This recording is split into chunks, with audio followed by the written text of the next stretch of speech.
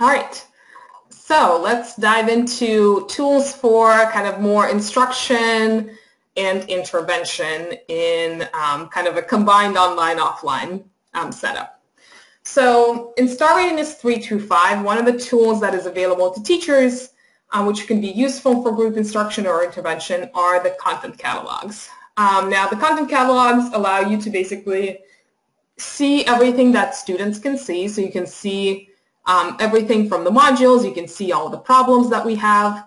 But the advantage is you can kind of skip around. You don't need to get to problem 1, you don't need to like go through chapter 1, theory 1, 2, 3, and 4. So what teachers can do is they can pull up these problems on a projector or on a smart board or just on their computer if we're working with a small group, and have students work through these problems together. For example, you could do like a warm-up by pulling up one of these problems. And these are fully interactive, so students can actually, if you were using this on a smart board, you could actually kind of have students interact with this.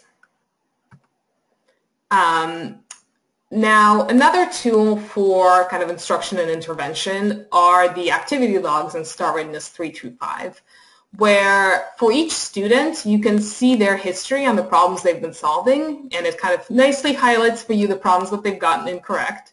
And you can see what answers they've put in. So here we can see that Justin solved this problem on standard 4.5a incorrectly. He put in D as the answer.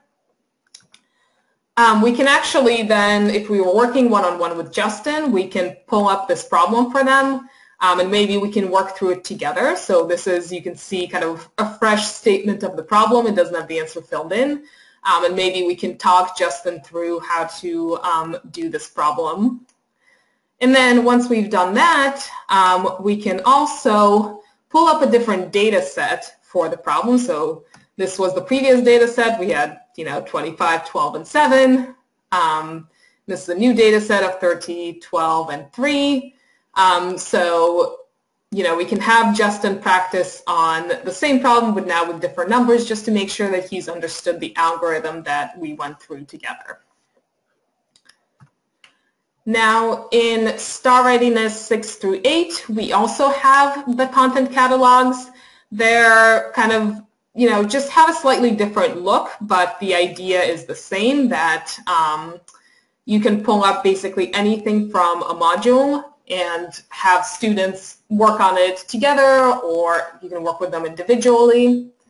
And then there's also the activity logs, which are a lot more limited than in Star Readiness 3 through 5. So you can see the problems students have been solving, you can see the answers they've put in, but you can't pull up a new problem for them. So you can still use it kind of in an intervention context where you can kind of go through this problem with them together, but you can't pull up a fresh problem for them to do on their own. And I should also mention in Star Readiness 3 through 5, both in the content catalogs and in the activity logs, there are these print buttons. So here it is in the activity log, and then here it is in the content catalog. So you can also actually print out problems for students to work on offline if you prefer that they do that, as opposed to, say, pulling this up on your computer to work on. In Star Readiness 6 through 8, we currently don't have the print functionality, so there's no printing in the content catalog or in the activity logs. But for both programs, I think the activity logs are extremely powerful because they sort of let you monitor at a very fine level what students are actually doing in the program.